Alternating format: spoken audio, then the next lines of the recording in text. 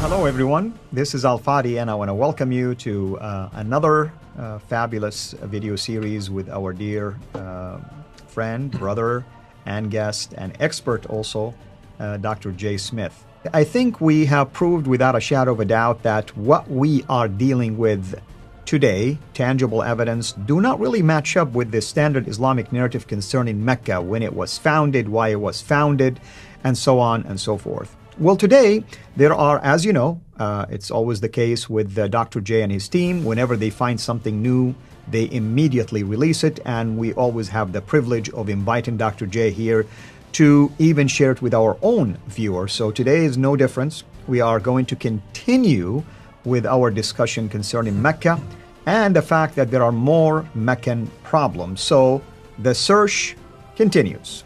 With that in mind, I want to welcome our dear brother, Dr. J. Dr. J, welcome back. It's good to be back in the studio again. Listen, Al-Fadi, we've gone through the book, The Man and the Place. Those are the three things we've been looking for in what we call the historical critique.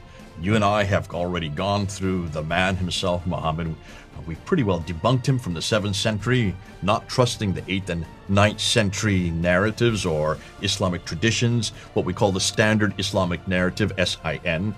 Obviously, it's a play on words, but it's for intentionally done that because we're not the ones that came up with that nomenclature. Dr. Al-Fadi, on that interview that he did in 2020, June 8th, 2020, where he actually introduced the standard Islamic narrative into his interview, that we've jumped on that and we're running with it. And in the standard Islamic narrative, really, there are three things, and these are the three things that we have been trying to unpack. The book would be the Quran, the man would be Muhammad, and the place would be Mecca.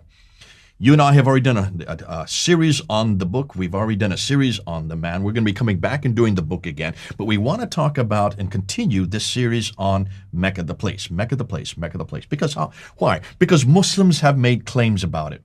And what I'd like to do is go to some of the claims. So let's go and put up the slide here and look at all the prophets that were buried there. This is something I hadn't realized until it was brought to my attention by some of those on our list. And they said, Jay, have you looked at all the references to the prophets? So I had my team start going back and looking and seeing where all these references are. Let's just go through some of them to show you this is problematic in and of itself. Adam and Eve, as we already said, but this is not something new. Adam and Eve were born. But here's what Reuben and Wheeler notes. According to the standard Islamic traditions, that both Adam not only was Adam that he died there, and as you know, once you die, you get buried within 24 hours. So you don't move them to another city. You get buried where you die. That's your tradition because you have to do it before sundown. So he was buried at Mount Abu Qubais near Mecca, where Eve had also been buried. That's what the traditions tell us. What about this name Abu Qubais? Well, Qasai says specifically, the angel laid him in a grave and his head was at the site of the Kaaba and his feet stretched out. So he's buried right there next to the Kaaba, according to what traditions tell us. What's fascinating is we know where Abu Qubais is. Abu Qubais, you take a look at this map here, and I put it on the screen there, and I'm going to put a green arrow. Take a look where that is. Abu Qubais is way up over by Latakia. Latakia is in Syria. Which is in Syria, yeah. This is way up in the Mediterranean. That's the original Abu Qubais. Yeah. They took that word. And remember, whenever you leave and you go to a new place, you take what you are familiar with and you take it with you. New York, the city of New York. Why is it called New York? Because it's referring to the old York. Mm-hmm. Where I live in Pennsylvania, there is a place called York. Right. That is the name of people who have come from the old York, which is in England or Britain. And when they moved to America, they redid that word. You will find a place called Berlin, East Berlin. You'll have all these names all over America. And usually you take the name of the place you come from and then you recreate it in where you now have moved to, which is exactly what you're seeing here. The old Abu Qubais is in northern Syria, just southeast of Latakia on the coast of the Mediterranean Sea, almost 1,200 miles further north from Mecca. This is a perfect example of this borrowing. So it looks like the original one was way up north. Have we said this before? We did mention things like this in the past, but now we're unpacking it even deeper. So just to bring that up as a side issue, let's get back then to the prophets. Did you know that Seth was also buried there? According to Uri Reuben, he talks about Seth, the third son of Adam and Eve, was also buried where Adam and Eve were buried. We already know that Adam and Eve were buried there. More than that, Ishmael, according to Al-Masudi, Reuben talks about this and says that Ishmael was one who was buried in Mecca opposite the place of the black stone. Where is the black stone? Mecca? You guessed it. In the Kaaba? It's right there on the eastern corner of the Kaaba. The sacredness attached in the Muslim tradition to the Hijr is focused on the idea that this area was the burial place of the noble dead, especially Ishmael, who is connected in Muslim legend with the history of the Kaaba. The tomb of this patriarch is found there. And he mentions this in his grave. But he goes on, according to Muhammad ibn Abd Allah al-Qasai, I let you say this because Whelan M. Thaxton refers to him, and he says that Noah and Adam were both buried in Mecca. So you can see the traditions are very clear that Adam's kiln was to the right of the Kaaba. God told the angels to carry it to Noah's house, which was then where the Mosque of the Kufa now stands. So this is according to Al-Kisai. I mean, every Muslim knows, or at least heard the name Al-Kisai. Just like you say Al-Bukhari, Muslim, Al-Kisai is one of those big names. So this is the standard Islamic narrative again. Right, yes. And we're going on everything I'm going to be introducing right now is from the standard Islamic narrative, just so you know that, and so everybody else who is watching knows that. Standard Islamic narrative are the Islamic tradition, and that refers to the Sirah of Ibn Hisham and Al-Waqidi. That refers also to the Hadith of Sahih Bukhari, Ibn Dawud, Tirmidhi, and the others. That also refers to the Tafsir and the Tariq of Al-Tabari, Zamakhshari, Suyuti, Baidawi. All of these are what we know as the standard Islamic narrative. These are the traditions, the Islamic traditions that begin in the 9th century, 833 with Ibn Hisham, continue with Al-Bukhari in 870 and 875, moving up onto Al-Tabari, 923 and later. So these are all 9th and 10th century. Let me repeat that. These are all 9th and 10th century traditions which are referring back to Adam and Eve, or referring back to Noah, and referring back to, in this case, Seth. In fact, let's continue on because there's more that come up. Let's go to the next one. Hud. Now, who is Hud? Well, he is the great-great-grandson of Noah. He's found in Surah 11.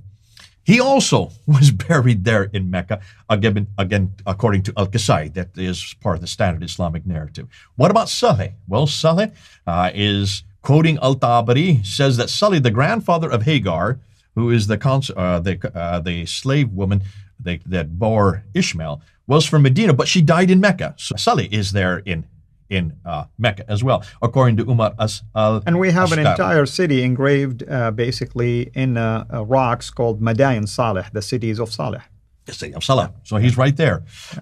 Queen of Sheba. I didn't know this. This is a new one. Gustav Well looks and he says, according to traditions, the grave of Balkis, the Queen of Sheba, is also found there in Mecca. This is a new one to me. What is she doing way up there when she should be way down in what is today Yemen? Because that's where she is from. Yeah. Oh, nonetheless, she's also buried in Mecca. Yeah. According to Ibn Kathir and the stories of the Prophet, Daniel not only lived there, but also died there. Daniel, the prophet Daniel, the old prophet Daniel. That we have the book of, you've got this great story of Daniel in the lion's den, and yet here he's not in Israel. He's way down there in Mecca. I think we're beginning to see basically a motif here, if you wish. There is an attempt to embellish the standard Islamic narrative by infusing all of these big names to give credibility to the standard Islamic narrative, basically to the story of Islam, to Muhammad, to Islam as a religion, to the Quran. I mean, you have big names here who are only biblical names. In fact, if you ask anyone to talk about Seth, find me a story of Seth, for instance, in the Quran. You won't find it. You have to go to the Bible to find the story about Seth. For historically, we're going to get to that. Exactly. But if you want to find out where he is in Islamic time, you've got to go to the standard Islamic narrative. And these are writings that were written later, after the time of Muhammad, after the rise of Islam, which is easy. You and I can write story right now and add more names if we want to. Why not? It gets even better than that. Take a look at the next slide. Yeah. 70 to 300 prophets, according to the standard Islamic narrative, between 70 to 300 different prophets. Ali Rubin, who has written about this extensively, he mentions that there were buried 70 prophets, including Hud and Saleh and Ishmael. The graves of Nuh and Hud and Shu'aib and Saleh and Ishmael were located between the Zamzam and the Makam. Well, the Zamzam and the Makam are within, as we now know, are within 30 meters of the Kaaba. So you can see they're all scrunched up together. The number of prophets that were buried there, some say between 77 to 99. Others say that they're around the Kaaba. So we're talking about that little area around the Kaaba. There were 300 prophets that were buried there, according to Uri Rubin when he's looking at the Standard Islamic. Wheeler also notes the same thing. As-Suyuti reports that Shuaib, along with Hud, Saleh, Ishmael, and Noah, are buried in the sanctuary. So you see prophet after prophet after prophet. But not only are they buried there, look at what we found next. Look at the next slide. They're still alive and praying there.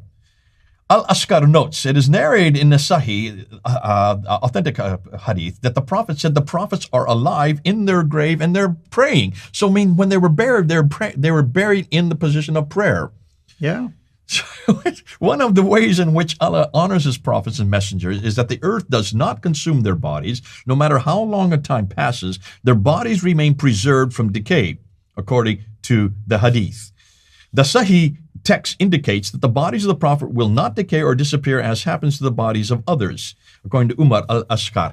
Now, stop and think that through. If that is the case, stop and think it.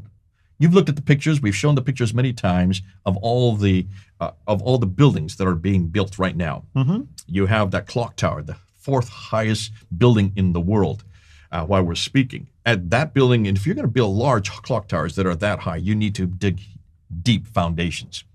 And when you dig deep foundations, what are you doing? Well, you're uncovering lots of land. And this is all around the Kaaba, where these 300 prophets are buried. When you dig foundations, don't you think they should be coming across these bodies? Absolutely. In fact, I would challenge anyone right now with the technology that we have, just use any devices that can at least show you images of what's underneath these grounds, like the grave of Muhammad. Wait a minute. These are alive. Remember what we just read? Just show us what's there. These prophets are still kneeling. They're still in a kneeling position. They're still praying. They're supposed to be alive as they're praying. Where are these prophets? Where are these bodies? Where are these bones? Yeah. It's, the more that you unpack the traditions, the more you look at the standard Islamic narrative. When Yasser Qadi says the standard Islamic narrative has holes in it, here's another huge hole. I'd like to know where these prophets are, between 70 to 300. Let's look at the next slide. Let's conclude this, and let's just go through each one of the list. Adam and Eve, Seth, Ishmael, Noah, Hud, Saleh, Queen of Sheba, Daniel, 70 to 300 that are prophets, all lived or died there in Mecca. This would mean that almost all of the Bible would have to be rewritten. We'd have to write everything about the Bible, and all of the stories be redirected 600 to 1,000 miles further south. Yet there is so much evidence for the biblical narrative historically, yet almost nothing for Islam. So where do Muslims go to get their authority for all of these stories? Can you see this is a real problem here? Absolutely. Absolutely. And this is why we are doing this continuation of that series, because the more evidence are available out there, Dr. J and his team, and I'm thankful to also play a role in this and bringing it here in our channel. We want you, our viewers, to be aware of it immediately for one purpose, really. I mean, if you're a Muslim watching this, we're just asking you to examine the evidence. Don't get emotional. Emotions do not do anything. All we're saying is get tangible, get factual.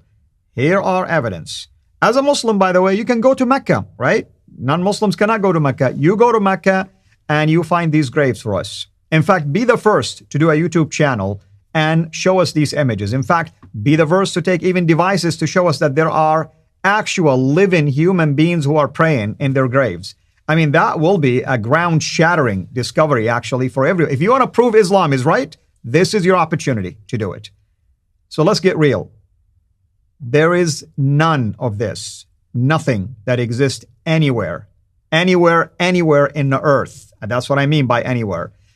So let us really focus on reality. You want to know about these prophets? Most of them, not all of them at least, Islam invented some names. You can go to the Bible. You read the history of these prophets. All of these prophets and descendancies and their genealogy and all of that throughout the Bible is very crystal clear. None of this nonsense in the Bible that you go to the grave of Abraham and he's still praying, that you go to the grave of Ishmael or Isaac or anybody else that is still praying. I mean, what benefit does it do to us anyway, even if they're still praying? I tell you one thing, the God that we worship is the God of Abraham, Isaac, and Jacob. He's the God of the living. They are alive in heaven, that's for sure, not in the body, but in the spirit, as every one of us who is in Christ will be in heaven, absent from the body, presence with the Lord immediately. So we invite you to accept the Lord and get along with that and forget about these mythical stories that do not save anyone. All it causes is just people have bragging rights about things that are nonsensical, things that cannot be collaborated, things that cannot be proved, yet the facts and the truth are always found in the true book of God. That's the Bible. And that's what we invite you, as our viewers, especially if you're a Muslim, to consider examining these facts in light of what the Word of God is saying. And the more we share things with you, I assure you, you are going to be more and more basically alert to the fact that what the standard Islamic narrative shares has nothing whatsoever to do with reality. And that's what we hope for, is that you come back home to the Lord, to the facts, to the truth. Amen? This is Al-Fadi, over and out. God bless.